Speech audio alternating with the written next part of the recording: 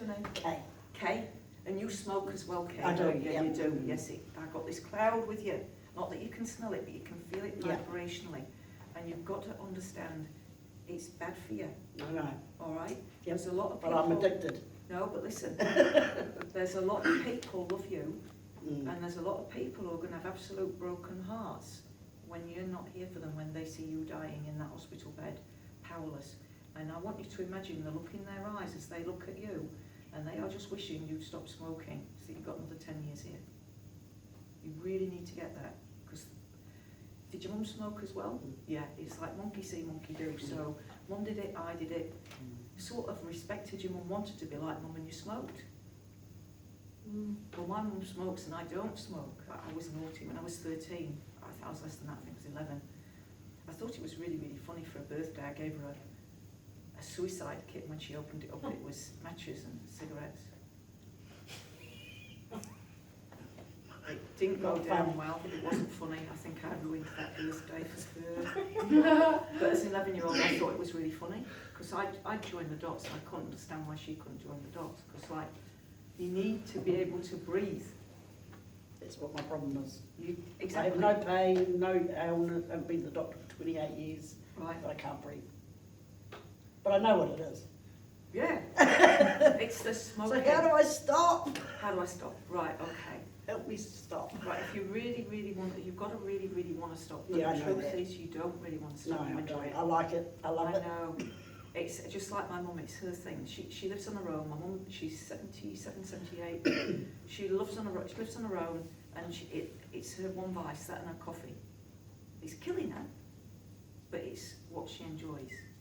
So there might be something for each of us. It's what we enjoy, but you know, some people like driving fast, you know, different things. So you have got free will. He can't do anything. He can alleviate this, he can alleviate that for you. But if he did, yeah, but you see, if he did, then she'd smoke more. Because I feel good. Yeah, exactly, because then you'd think, oh yeah, I can get a few more in. So I have actually, first time ever in my whole career as a smoker, I've been thinking about it lately, which is Right. about, So I've first never thing- even, I must be the only person that's never tried to give up. yeah, and Ever. you only want to give up when you really, really want to give up. And one of the things he said, not for you, he said it to another lady. I think I was in Hamner Springs last year, and he said, when you see that cigarette coming towards you, that's a little indicator that you don't love yourself. Because if you loved yourself, you wouldn't smoke. Now, we could do that with the chocolate ladies or the glass of wine. It's harder with wine, isn't it? Because it makes us feel so good. Yeah. Right. So what's got to happen within you is a refrain. And there's got to be something that you enjoy more than the smoking, like time with the grandkids, or what is the one thing that if it was taken from you, your heart would just bleed? Grandkids and kids. Yeah. And they love their nana, don't they? Yeah, and how hard is it going to be for your kids explaining that Nana's not here because she smoked? Because they are going to say that. It's going to come out their mouth because they won't want the kids to smoke. They won't want the kids to go through what you go through. And it's, have you seen somebody, you haven't been to see a doctor, but were you to go see a doctor, the doctor will probably say that you've got COPD. That's not me diagnosing you, that's just me being reasonable. The length of time you smoke, you've probably got chronic obstructive pulmonary disease. Yeah, we'd be reasonable to expect that. Have you ever seen anybody with that really, really bad in a hospital? Wasn't it hideous? You don't want that, do you? No, so that's it. We've got to use the carrot and the stick. But I can't do it to her. She's got to do it to herself. So inside of yourself, in your head, you've got to remind yourself of that little image. Shit, I don't want to be like that. And how much you love your grandkids. Yeah? Now, this is the thing. This is where most people go wrong. Most people think they've got to hate the cigarettes. No, you can't. You love your cigarettes. Keep loving your cigarettes. All right? So you'll transition slowly. It's okay to transition slowly because your whole system wants to get you, your whole system's used to having tobacco and tar and nicotine. Now, this is one way of looking at it. This works for some people. My granddad died of lung cancer.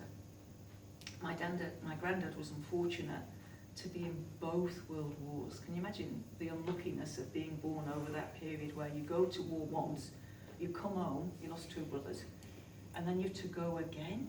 Mm. And how did he get thanked for his time? While he was in the army, they gave him cigarettes.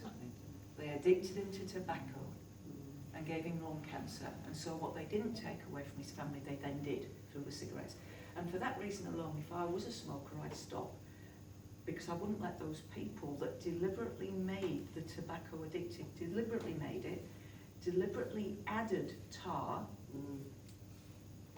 And all those thousands of because chemicals tar that can isn't kill you. naturally in tobacco. Mm. Yeah? Mm. I wouldn't want them to win over me. Do you see, that's one way for some people. So it's thinking about, well, yeah, the people that make these tobacco, the government that tax the hell out of it, Mm. oh my goodness me, isn't that crazy? You know, how much tax you pay, you probably pay more tax for what you earn than anybody else because you smoke, Mm. yeah? That's not fair, is it? But then people would argue, oh yeah, but then you're going to use the health services more. No, I'd say no, because they die. And for years, doctors would tell us there is no known link between tobacco and lung cancer. Doctors appeared on television saying this stuff. There is no known link between tobacco and lung cancer, just like they now say there's no known link between vaccines and autism. Mm. It's the same idea, yeah? Okay. Right, so let's see what we can do to fix you. Okay, one of the things he can do is he can take away the desire for a cigarette. Mm. Mm. That would be all right, wouldn't it? Mm. All right. Now, one of the things that cigarette smokers sometimes think, they think the cigarettes help them relax.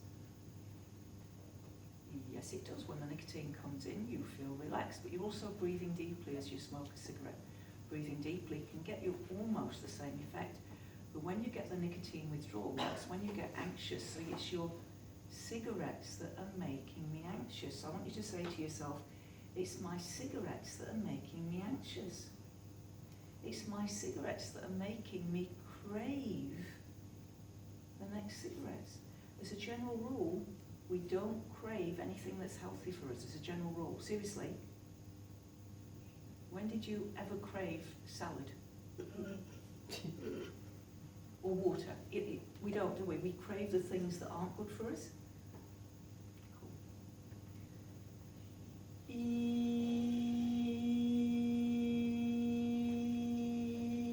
Now, what your cigarettes for you is it's your quiet time. It's your 5 minutes for you. And you need still your 5 minutes for you. But you could have your 5 minutes for you doing some gentle stretching, reading an inspiring book. You could have a different 5 minutes for you.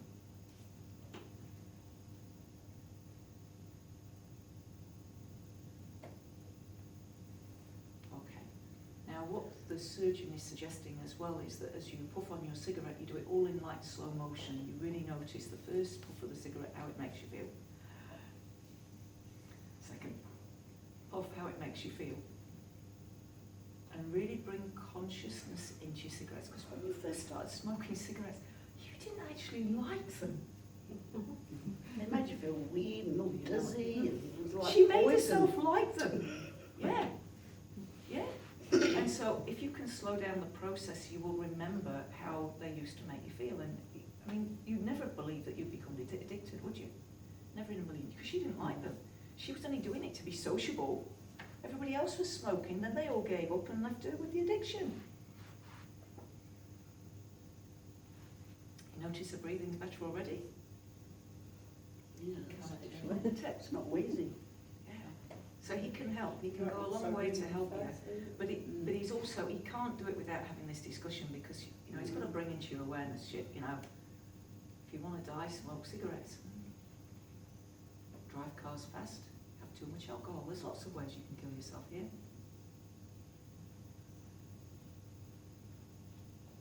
There's a clip of film. It's an amazing clip of film. It's a movie, and it's called The Astral City. If you can get your hands on it, and I think it's the only movie I've ever seen. the only one that exists. But it's all about heaven, it's all about the afterlife, what happens when you die. And in it, it's a doctor that dies, and he goes through to the realm where suicides are, and he's convinced there must be a mistake because he didn't suicide. Yes, he did. He smoked and he drank. It was a slow form of suicide. Yeah.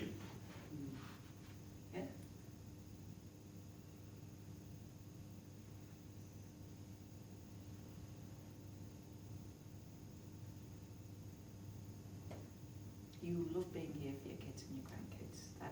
They give your life meaning. And so that's what you need to focus on.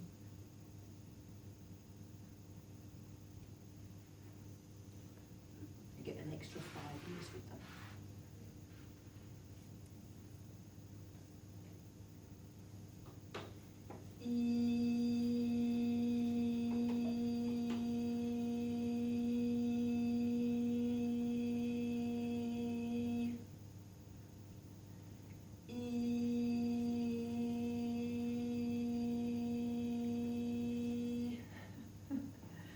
Just dropping this little thought in your head. Wouldn't it be amazing if one day I just woke up not wanting cigarettes anymore? Let's try that. Wouldn't it be amazing if just one day I woke up not wanting cigarettes? If the smell of them made me feel sick, wouldn't that be amazing? If I woke up one day, you're just going to pop that idea.